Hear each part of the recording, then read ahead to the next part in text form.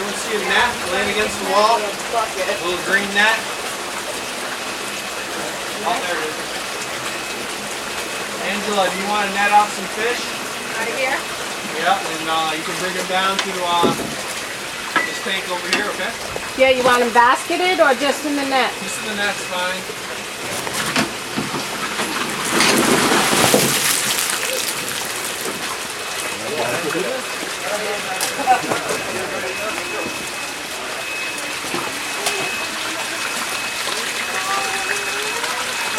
Put them in there.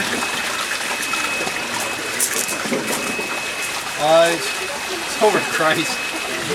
They probably sell this thing for just the box itself for a couple hundred, and then you know, each grading bar, depending on the size and everything, is priced accordingly. But you know, when you're dealing with a lot of fingerlings, I can grade 2,000 fingerlings by myself in about a half hour with this. So for me, it's worth it. You know, my time's valuable, right? So it's exploiting their natural propensity to want to get out. Yeah, they want to get out. You can see some of the smaller ones are able to. The larger ones are caught. So. You want more? Not just yet. So we get a nice fish. This is about 40 grams. It's a little bit shy of the size that we want to put out in the production tanks. So, you know, these fish have been in here for about 3 months now. I weighed them this morning. The fish that remained in the grater box, they average about 40 grams, okay? So they're a little bit shy of the size that we want. The ones that we stock into the commercial aquaponics system on Thursday are going to be the right size, okay? But these are going to be brood stock for the reds, and we're going to replace some of the brood stock out in the field. So, and still, if you want, you can grab one and look, and it's very hard even at 40 grams to look at that genital papilla and try and figure out what these are. It's just the size of a pinhead. So with that, once they're graded out, pick them up. Some of them still go through, and then I quickly.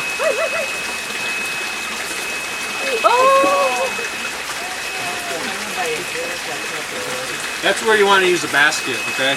I'm getting a little bit lazy, but if there's an orange basket, what you can do is you can pour them into the orange basket so they don't fall through like that, okay? That's the best way to handle it, I'll be honest with you. You don't want to transfer it like that. It's a good lesson to learn, right? Don't do that. So we just continue doing that. If you want to bring down another net full. Is that foam filled or something? Yeah. Yeah, foam so it floats for you. So you just kind of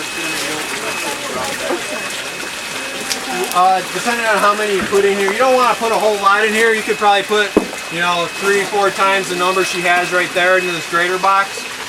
You don't want to do more than that though, because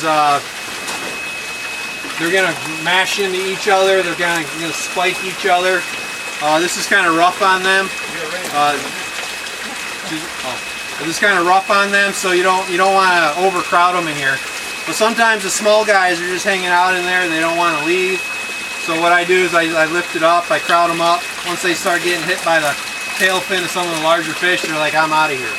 So that pushes the smaller guys out. And then, is there an orange basket over there?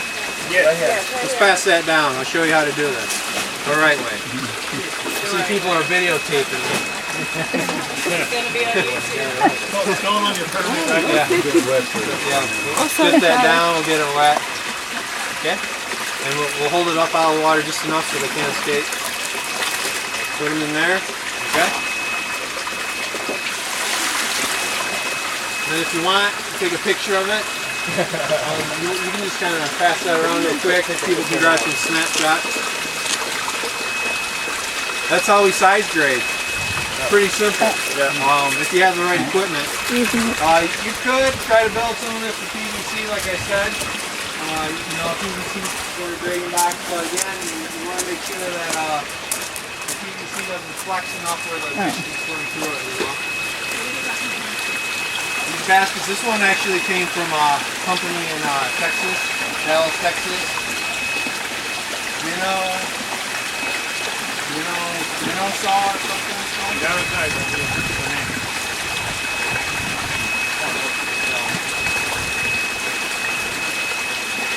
Again, the greater bars, they come in 64s. So this is 40 64s. And it was giving me a fish about 40 grams. If I bump it up to a 42 or 46, the fish that remain in there are going to be 50 to 60 grams, and the ones I want to put out in my production tanks.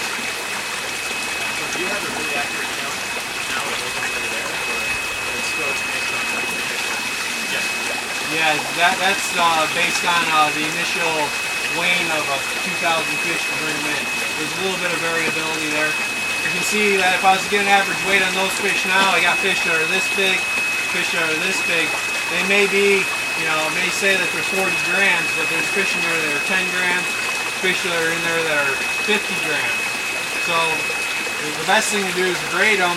Then you got fish that are all, 40 grams plus or minus 5 grams, You get a much tighter fit on your average weight. You can trust that biomass is much more accurate. These ones are done especially for tilapia or in general for different fish?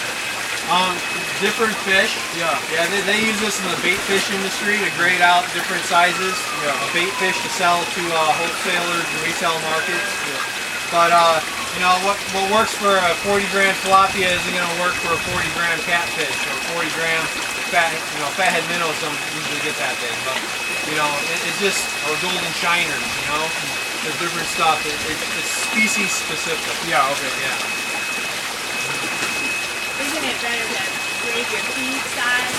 I mean, if you have a mixed size feed, then they won't be eating. Yes. Yeah, I'm going to hit upon that today about when we're here, when the fish get to a certain size in the nursery, and you think that they're ready to bump up to the next size feed, you're going to want to start giving them the larger feed, but you're still going to want to feed them the previous stage as well. Maybe you want to start out with a 50-50 mix, because not everyone's ready to jump up to that next size feed. So give them a 50-50 mix for a week or so, and then push them into the larger size feed so that the smaller guys have a little bit of opportunity to catch up.